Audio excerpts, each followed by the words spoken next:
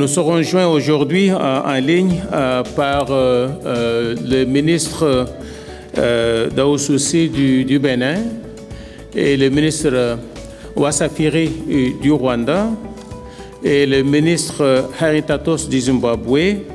Et également, nous serons joints aujourd'hui par un représentant du Mali, M. Dr Alassane Ba, directeur général de l'Agence pour l'environnement et le développement durable du Mali. Excellence, ce forum, c'est, je pense, notre 11e édition. Ce qu'on fait dans ce programme, c'est 18 experts internationaux, dont 80% sont des Africains.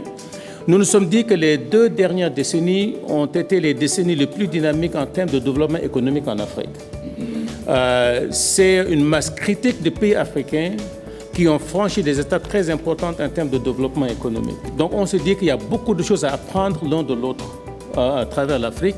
Donc ce programme est dédié à choisir des thématiques spécifiques, développer une méthodologie et faire une classification des pays africains. On prend les 5, 6 ou 7 premiers pays, on va chez eux pour étudier l'action gouvernementale, pas les aspects techniques et les détails, mais quelles sont les actions du gouvernement qui a permis à ce pays de se positionner en pôle.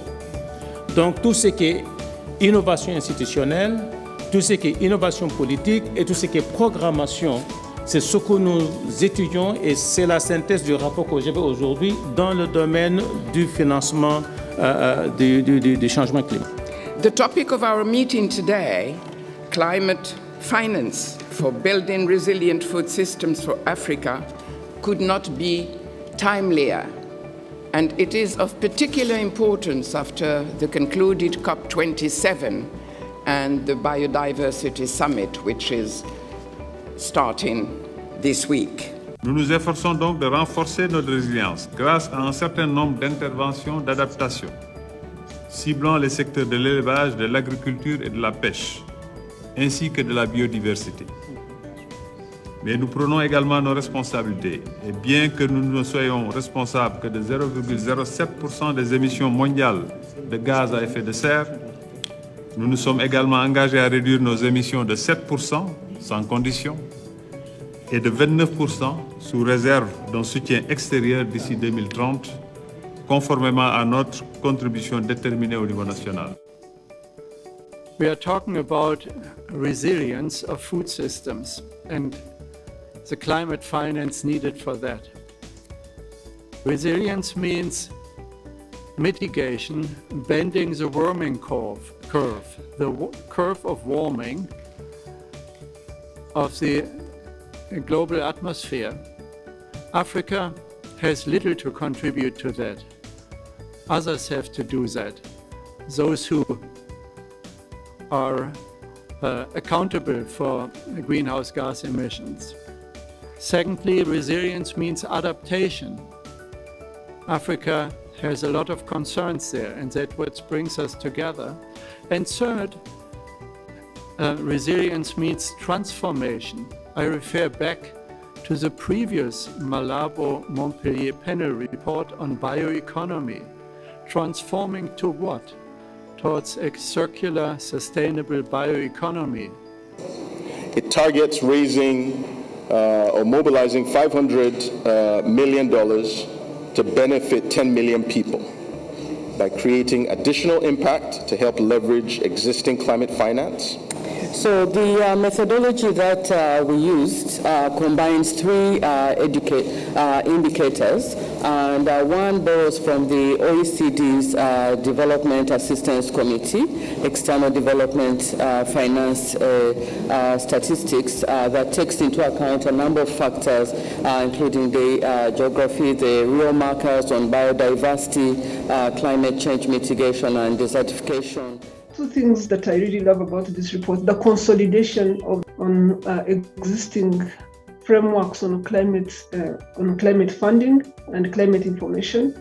Bringing it in this report allows us an opportunity and allows others an opportunity to be able to have a one-stop place to find the information that they are looking for. So I thought this was extremely timely. Through our work, we try to coordinate those that can provide financial and technical resources to the priority needs of the government. We really need to step up on commitments. I mean, this is a big job. And then finally, we really need to ensure that we target our financing on strategic matters. By having this report, when you're saying we can do things differently, we can be a better place for this kind of policy, you are giving hope. And that's what academia should be all about. How to use science to give hope to our society. Le Maroc, depuis 2008, a mis en place une stratégie agricole, communément dénommée Plan Maroc Vert. Dans cette stratégie, le gouvernement a pris en considération la donne du développement durable, du moment que le Maroc se trouve dans un carrefour un petit peu de changement climatique. Il est très sensible. Nous vivons de plein fouet la sécheresse depuis plusieurs années, donc c'est une donne récurrente au niveau national.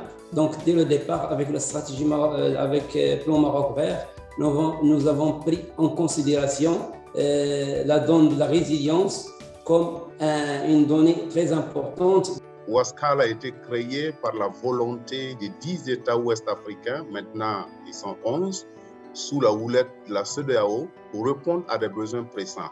Donc, c'est une organisation internationale qui est née directement d'une demande venant des gouvernements ouest-africains. C'est cela la particularité.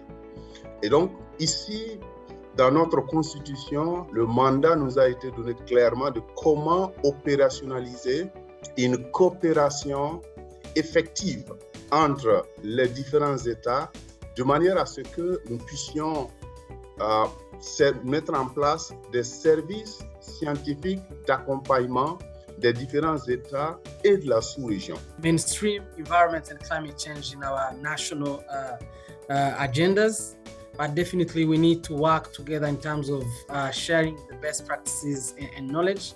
I want to conclude by calling African countries that have not yet ratified the Kigali Amendment to the Montreal Protocol to do so, because we believe that achieving resilience of food system will require that we also work on the post-harvest handling, especially on the cooling technology.